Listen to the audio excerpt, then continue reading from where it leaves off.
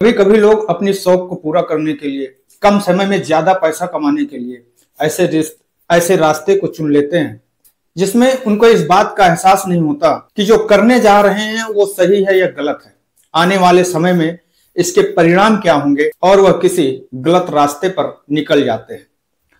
जिससे कि शायद वापिस आ पाना मुश्किल ही नहीं नामुमकिन होता है। कहानी भी ऐसे लोगों की है, ऐसे दो दोस्तों की है जो अपने शौक को पूरा करने के लिए एक ऐसे रास्ते को चुनते हैं, एक ऐसे सफर को चुनते हैं जिसमें वो अपनी ही पत्नी और अपनी ही प्रेमिका को पैसे के लिए गैर मर्दों के साथ सोने के लिए भेज देते हैं। और फिर एक दिन जब यह बात लोगों को पता लगती है तो लोग हैं जाते हैं, पुलिस के भी हाथ पैर फूल जाते हैं। तो आदाब, नमस्कार, सत श्री अकाल, मैं सागर पटेल। दोस्तों, आज हम बात कर रहे हैं बेंगलोर शहर की। बेंगलोर शहर में जब एक दिन बेंगलोर क्राइम ब्रांच में एक लड़की पहुंचती है और वहां पर जो बेंगलोर क्राइम ब्रांच के हेड होते हैं, साहब होते हैं, जिनका नाम अजय राय होता है, उनके पास में पहुंचती है और उनको देख करके उनके सामने रोने लगती है। और जैसे ही वो लड़की उनके सामने रोने लगती है तो अजय राय साहब होते हैं, वो उस लड़की को पहले तो शांत होने के लिए बोलते हैं और उसके बाद में उसके बैठने के लिए कुर्सी मंगवाते हैं और फिर पानी के लिए पूछते हैं। और जैसे ही वो लड़की शांत होती है, फिर जब वो इत्मीनान से बैठ जाती है, तब वो जो अजय राय साहब होते हैं उस लड़की से कहते हैं कि आखिरकार क्या बात है, आप इतना परेशान हैं। अब जो भी आपकी परेशानी है वो आप हमको आराम से बता सकते हैं। तब वो जो लड़की होती है वो अजय राय साहब से कहती है कि साहब मुझे बचा लीजिए। तो वो कहते हैं कि आखिरकार बात क्या है, आप हमें जब पूरी बात बताएंगे तभी हम आपकी कोई मदद कर पाएंगे। तो लड़की कहती है कि साहब हमारा एक दोस्त है, हमारा एक बॉयफ्रेंड है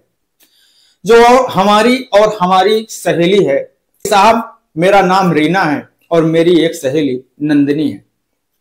हमारा जो बॉयफ्रेंड है और उसका एक दोस्त है, जो उन लोगों ने हमारी कुछ प्राइवेट तस्वीरें अपने पास में रख ली है और वो उन तस्वीरों को वायरल करने की धमकी देकर के हर रोज हम लोगों को गैर मर्दों के साथ में संबंध बनाने के लिए मजबूर करते हैं। साहब इसमें हमारा कोई दोष नहीं है, हमारी कोई गलती नहीं है। और जैसे ही अजय राय साहब यह बात उस लड़की के मुंह से सुनते हैं तो उनके पैरों के नीचे की जमीन खिसक जाती है। वो कहते हैं कि आखिरकार ये क्या बात है, ये मामला क्या है। तब वो जो लड़की है वो अजय राय साहब को बताती है कि साहब शायद आपको नहीं पता है, इसी बेंगलोर शहर में जो स्वैपिंग का काम है वो बहुत तेजी से चल रहा है।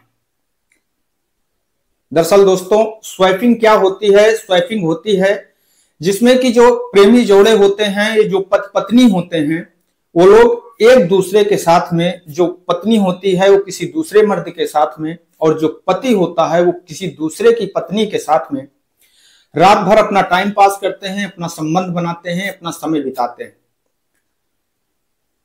इसे शुद्ध भाषा में, गांव की भाषा में इसे पत्नियों की अदला बदली भी कहा जाता है। और जैसे ही जो अजय राय साहब को इस बात की जानकारी होती है, यह बात पता लगती है, तो उनके पैरों के नीचे की जमीन खिसक जाती है और वो भी सोचने लगते हैं कि आखिरकार इतना बड़ा कांड, इतना बड़ा गिरोह इस शहर के अंदर चल रहा है जिसे हमें कोई जानकारी नहीं है। तो वो लड़की से पूछते हैं कि आखिरकार जो इस गिरोह का मालिक है, इस गिरोह का जो हेड है,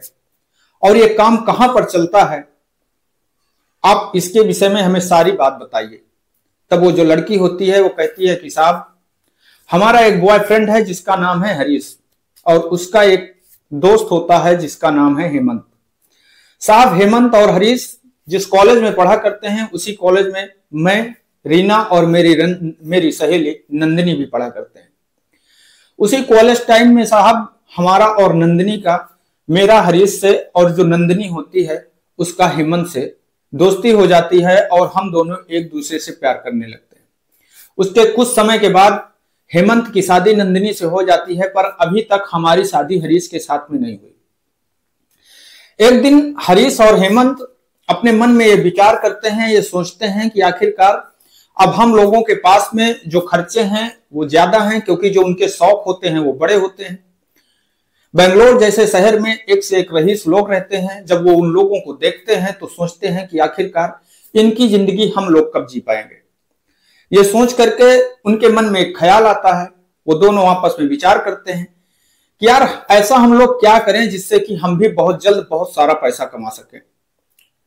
तब जो हरीश होता है वो हेमंत से कहता है कि देखो, हम लोगों के पास में, हमारे पास में एक ऐसा दिमाग, एक ऐसा जो जुगाड़ है जो हमारे दिमाग में चल रहा है,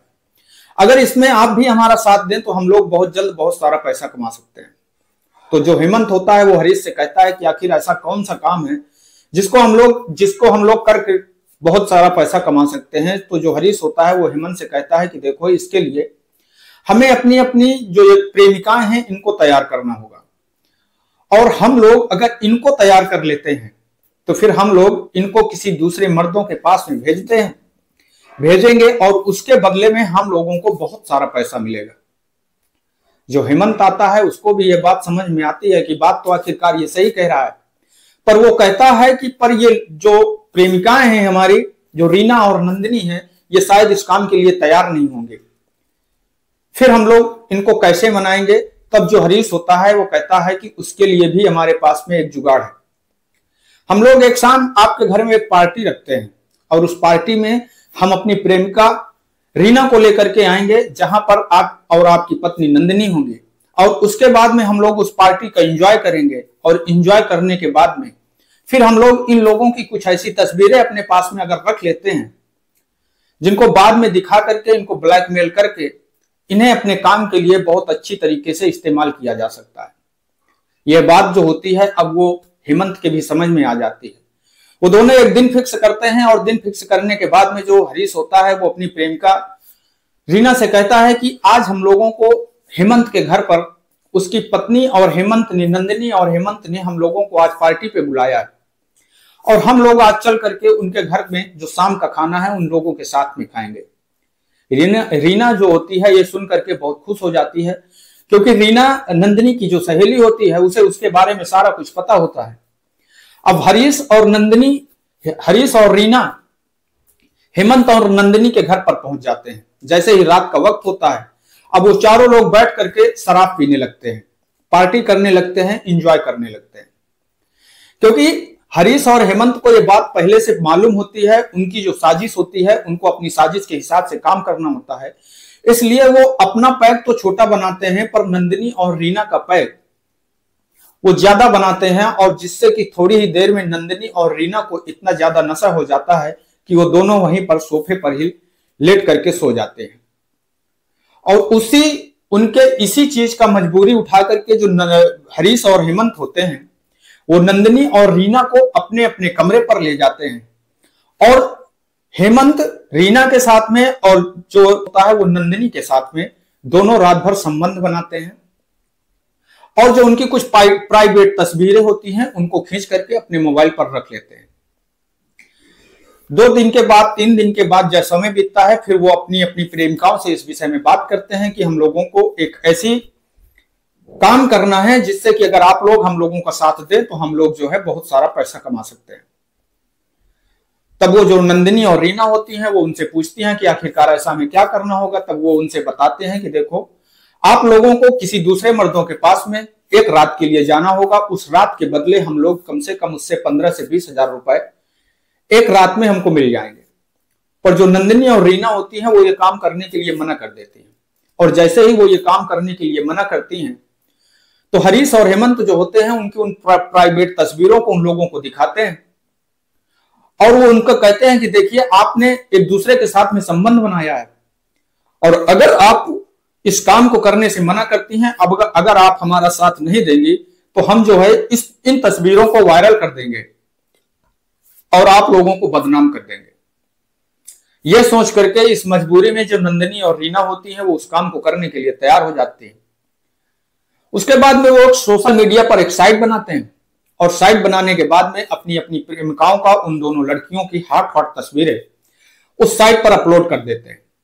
जैसे ही वो फोटो अपलोड होती हैं, उस साइट पर जो लोग आते हैं उन तस्वीरों को देखते हैं। देखने के बाद में उन पर जो नंबर होते हैं वो हरीश के और हेमंत के पड़े होते हैं, उन लोगों से बात होती है, वो टाइम फिक्स करते हैं, पैसा फिक्स करते हैं और इसके बाद में जो तय जगह होती है उस तय जगह पर वो नंदिनी और रीना जिसकी जैसी कोई डिमांड करता है उसको इस स्थान पर भेजते हैं और भेज करके उसके बदले में जो उन्हें रकम मिलती है उससे वो अपने शौक पूरे करते हैं। ये काम कुछ दिनों तक तो ऐसे ही चलता रहता है। फिर जो हरीश और हेमंत होते हैं उनके मन में एक विचार आता है कि आखिरकार अगर इस धंधे को हम अपने थोड़ा सा और बढ़ा लें तो हमें इससे और ज्यादा इनकम हो सकती है। तब वो सोचते हैं कि अब हमें इसमें क्या करना चाहिए। तब उनके एक मन में विचार आता है कि एक जो स्वैपिंग का काम होता है उस काम को भी हम लोग बड़ी आसानी से कर सकते हैं। उसके लिए वो एक व्हाट्सएप पर एक ग्रुप बनाते हैं। उस ग्रुप में जितने भी उस शहर के रईस लोग होते हैं उस ग्रुप में उनको जोड़ा जाता है और उस ग्रुप के माध्यम से उनको ये जानकारी दी जाती है कि अगर आप लोग अपनी पत्नी से ऊब चुके हैं और किसी दूसरे की पत्नी के साथ में एक रात के लिए संबंध बनाना चाहते हैं या एक रात के लिए उसके साथ में समय बिताना चाहते हैं तो आप लोगों को इस ग्रुप में आकर के जुड़ना होगा और उस ग्रुप में जुड़ने के भी उस ग्रुप की सदस्यता लेने के लिए उस पर फीस रखी जाती है। जो भी व्यक्ति उस ग्रुप पे जुड़ता है उसका सदस्य बनता है उसको उसकी फीस देनी पड़ती है और उसके बाद में उनकी जितनी भी प्राइवेसी होती है उसको जो छुपाने की जिम्मेदारी, ओपन ना हो इसकी जिम्मेदारी हरीश और हेमंत लेते हैं। जो जोड़े होते हैं वो अपनी अपनी तस्वीरें उस ग्रुप में शेयर करते हैं और फिर वो तस्वीरें किसी दूसरे ग्रुप में किसी सामने वाले को भेजी जाती हैं। जो जिसके साथ में सोने की डिमांड करता है, जो जिसके साथ में रहने की डिमांड करता है, उस जोड़े को उस जोड़े के साथ में मिला दिया जाता है। यह काम हेमंत और हरीश और हेमंत का होता है। उसके लिए एक होटल की व्यवस्था करना वो भी हरीश और हेमंत का काम होता है, जिसके लिए वो उन लोगों से एक एक रात के कम से कम 50,000 रुपए तक चार्ज करते हैं। दोस्तों, बड़े बड़े शहरों में बड़े बड़े लोगों की ये बहुत ही एक सोच बन चुकी है, एक शौक बन चुकी है कि वो अपनी पत्नी को छोड़ करके किसी दूसरे की पत्नी के साथ में रात बिताना चाहते हैं। वैसे ही जो रईस घर की औरतें होती हैं उनकी भी ये शौक हो चुका है कि वो अपने पति से छोड़ करके अपने पति के अलावा किसी दूसरे पति के साथ में अपना समय बिताना चाहती हैं। ऐसे लोग उस ग्रुप में आते हैं, उस ग्रुप में जुड़ते हैं और उस ग्रुप का हिस्सा बनते हैं। अब जब नंदिनी और अब जो हरीश और हेमंत होते हैं उस ग्रुप को, उस पार्टी को बहुत ही बेहतरीन रूप से चला रहे होते हैं। बेंगलोर के बाहर एक होटल होता है, उस होटल पर वो पार्टी रखी जाती है और जो इच्छुक व्यक्ति होते हैं उस ग्रुप में शामिल होते हैं और ग्रुप में शामिल होने के बाद में उस ग्रुप के सदस्य बनते हैं। उसके बाद में एक दिन निर्धारित होता है, उस निर्धारित समय पर सारे लोग उस होटल पर पहुंचते हैं और फिर जिसको जिसके साथ में संबंध बनाना होता है या फिर उस ग्रुप का एक तरीका और भी होता है, उस पार्टी की एक शर्त और भी होती है कि वहां पर जितने मर्द होते हैं उनकी आंखों में पट्टी बांध दी जाती है, कार्टून रखा जाता है और उस कार्टून के अंदर जितनी भी वहां पर उस पार्टी में जो महिलाएं शामिल होती हैं वो महिलाएं अपने प्राइवेट कपड़ों को उतार करके, अपने अंडर गारमेंट्स को उतार करके उस कार्टून के अंदर डाल देते हैं। आंख में जो बंधी हुई पट्टी वाले मर्द होते हैं उस कार्टून से उन कपड़ों को उठाते हैं और जिसके हाथ में जिसका कपड़ा चला जाता है, जिसका अंडर गारमेंट्स जिसके हाथ में पहुंच जाता है, वो उस रात भर के लिए उस आदमी के साथ में उसके रूम में उसके साथ पहुंच जाते हैं। ऐसे करके इस पार्टी की शर्तें होती हैं और इसी शर्तों के मुताबिक ये पार्टी, ये धंधा बहुत ही बेहतरीन तरीके से चल रहा होता है।